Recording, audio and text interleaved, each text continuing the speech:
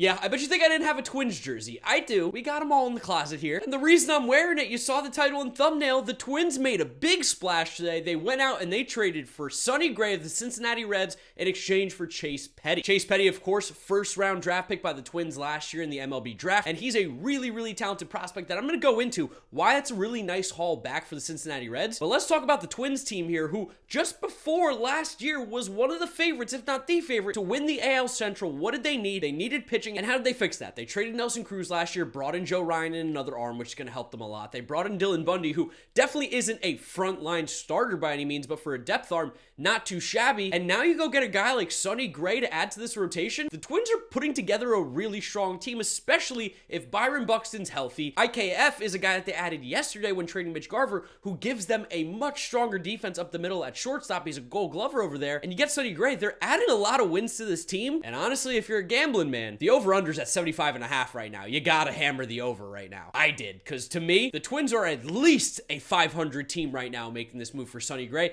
They have a chance to possibly be one of the better teams in the AL Central. So I'm going to talk about the Sonny Gray move. I'm going to talk about Adam Ottavino signing with my New York Mets. Let's go. Love that move. Going to talk about Jake Diekman and Matt Strahm signing with the Red Sox. And I think by the time that we're done, Nelson Cruz may sign with either the Dodgers or the Padres. So if that happens during this recording, you'll know all about it. And I guess the Phillies signed Jerry's Familia, so I hope he stinks over there. But of course, before I do get going into the video, make sure to drop a like on it. It really does help out the video, as well as subscribe so you don't miss out on any of the content. Specifically, get in the comments down below and tell me what you think about this Sonny Gray trade. What does it do for the Twins? Follow me on all my social media at GiraffeNeckMarc, links in description. But first, I want to give a shout out to today's sponsor, Liquid IV. Liquid IV is a great tasting electrolyte drink mix that is perfect for staying hydrated. Drinking one Liquid IV hydration multiplier hydrates better and more efficiently than water alone. And I gotta say, this stuff tastes absolutely delicious. Of course, Liquid IV has a variety of flavors, but one of their best selling is their strawberry hydration multiplier. Each packet is fresh and bursting with natural flavor. I mean, it's so good. And it's really simple. All you do is tear it open, fill up a glass water bottle cup full of 16 ounces of water, pour it in, and give it a quick stir. So if you're interested in staying hydrated, feeling better, or honestly just having more energy throughout the day, you gotta listen to this next thing. This is big. Liquid IV is offering free samples sent directly to your doorstep. Check out the link in the description down below. You know what? Also, I'll share 25% off to anyone who's already a fan of Liquid IV and wants to get more. Use my code GIRAFFE25. And if for some reason you need to go out and buy it right now, don't worry. All products are also available at Costco along with their best-selling flavor, lemon lime hydration multiplier. Thank you to Liquid IV for sponsoring today's video. So let's talk about this Sonny Gray move, which by the way, just instantly, massive upgrade for Sonny Gray. He's going from pitching in Cincinnati, where it's an absolute bandbox, balls fly out of there. It is not a great place to pitch, and he's going to Minnesota, where it's not necessarily a completely dominant pitcher's park, but it's definitely a lot more friendly than it is in Cincinnati. So his numbers are just going to improve strictly on the fact that he's not pitching in Great American Ballpark anymore. And I know you can see the numbers as a 4.19 ERA last year, a 3.99 FIP. They may not jump off the page to you, but there were at times last year where Sonny Gray looked really solid. And at the beginning of the year, he was definitely looking like the old Sonny Gray that we saw at times in Oakland, and even in that first year in Cincinnati. So I have a lot to believe that Sonny Gray still has a lot left in the tank here. Still can be a very good pitcher for the Minnesota Twins. And the Twins just, they get a lot out of their pitching sometimes. And a guy like Sonny Gray, I think, would benefit from being in Minnesota, benefit being on that team, benefit being in the American League Central, which is definitely an easier division right now than the National League Central, even though the National League Central isn't very difficult. But you still got the Royals, still got the Tigers, who are better, but still not great. The Guardians, they have like Jose Ramirez and Franmil Reyes. Like, there's definitely some weak points in the AL Central. I don't know. I just really like Sonny Gray making this move to the Twins.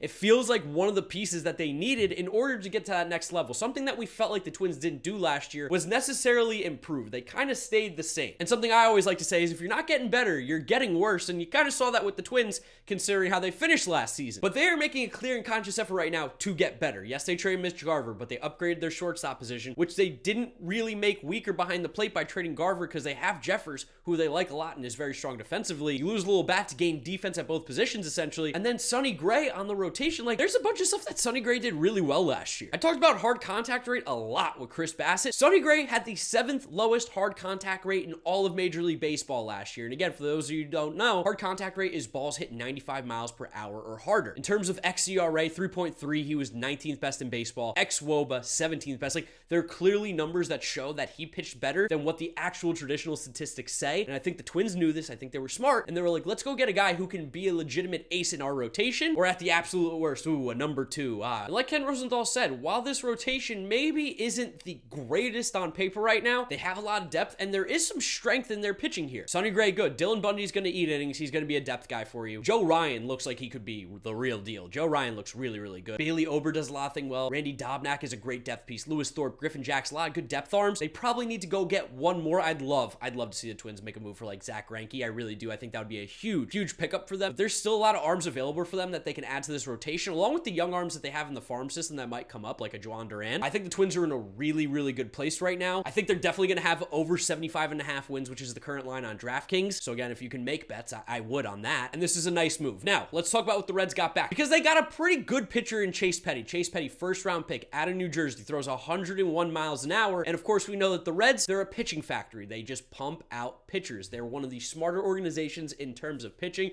They were on the front line. They got drive line people. They had Kyle Boddy over there for a bit. So they definitely know what's going on and what to do in order to develop pitchers to their best of their ability. We saw it with Hunter Green, who took a huge step forward last year. Nick Lodolo looks really good. The list goes on and on of guys that the Reds have been able to develop into better pitchers than we currently saw them as. And a guy like Chase Petty, who has all the guts to be an ace, or at least at the worst, a really dominant reliever. I think that going to a team like Cincinnati is actually going to get him even closer to being at that ace status than the lower outcome of being a dominant reliever. He's just got really good stuff. He's 19 years old. He's got an absolute cannon of an arm. Like I said, like 101. You can't really teach 101 on the mound. He's also a Jersey kid, so yeah, I have a little bias. Let's go New Jersey. But I think the Reds actually got back a good piece. Now, here's what I'll say. Reds fans, I'm so sorry. Sucks that Bob Castellani, your owner, really doesn't have any interest in being competitive and winning, because the team was kind of in place where if you get a shortstop like Trevor Story, you make a few moves here and there, they can compete in the National League Central, compete for a playoff spot. But unfortunately, your owner doesn't seem to care, and this is one of the big reasons why the lockout was happening, was because of guys like Bob Castellani actively not caring about winning, actively looking to shed money, actively looking to spend less, because it's just so easy for him to make money owning the Reds. So I'm sorry, Reds fans. This really does suck. You're losing a really good pitcher, but Chase Petty, I will say, should be up and coming as one of your next great arms in the farm system, without a doubt. Very talented. Overall, big W for the Twins. I think they definitely win this trade. We still have a lot of time to see what happens before Chase Petty fully develops, and if the Reds end up getting a great haul back. Based on paper, I do think it's beneficial for both sides. It's just that the current Cincinnati Reds definitely get a lot worse, and that is the real problem here, is that the Reds are not trying to actively get better. Sorry, Cincinnati. And then in terms of other minor moves that have gone on, Jake Diekman and Matt Strahm signed with the Boston Red Sox, two left-handed relievers that I think are going to be really good in Boston. We've seen what they've been able to do over there. We know that Chaim Bloom is one of the smarter guys in all of baseball, if not the smartest. Clearly see something in both of these pitchers. Now with Diekman, it's a little more obvious because he's been one of the nastiest left-handed relievers in baseball for a few years. With Diekman, it's a little more obvious because he's just been one of the most nasty left-handed relievers in all of Major League Baseball for the last couple years now. I mean, with Diekman, you're looking at 32% K rate for relievers. That's 32nd best in baseball. Swinging strike rate of 15.4%. So he's just got filthy, nasty stuff that's fooling people constantly. Limits hard contact fairly well. Throws gas. Has a nasty slider that he really just amped up a lot last year. While he is going to walk some guys, that's definitely a concern. He's got absolutely nasty stuff, and he is going to be a good addition to that Boston Red Sox team. And then Matt Strahm was a guy who we saw kind of take a little bit of a... And then Matt Strahm's a guy who we saw in 2019 kind of take a little bit of a swingman stretch role, in that he could be a reliever that could give you multiple innings, and he looked pretty decent. But of course, the last 2 years hasn't really pitched too much, only 26 innings. So definitely something to keep an eye out for. How much is he really going to be able to pitch in 2022? Seems like he's healthy. He's projected for about 40 innings next year, so a decent amount for a reliever. Is he going to be a reliever? Is he going to be a depth starter? I don't really know what the Red Sox plan is, but I don't think that there's really any risk here in Matt Strahm. Like, this is a dude who could end up being pretty decent. And then the last and final move to talk about is another reliever one. Real quick, New York Mets signed Adam Ottavino to a 4-year deal with a $1 million, I think, in bonuses. I love this deal. I know that Adam Ottavino's numbers weren't great the last few years on paper, but he's another one of these guys where you dive deeper and you realize that he's got absolutely filthy stuff. He's still striking out a ton of batters. He's still kind of just pitching into bad luck, and he has like one inning every single year where he explodes and it inflates his numbers massively. But at $4 million, $5 million the most, I mean, he's a really good like B-tier option in this Mets bullpen, kind of taking over what I would imagine is going to be the Jerry's Familia role. Like, he still had a K rate of 25% last year, had a CSW percentage called strike whiffs at 49th best in baseball, which is really good. So he definitely like is pounding the zone a bit, and he's getting called strikes and whiffs. And again, hard contact, something I think super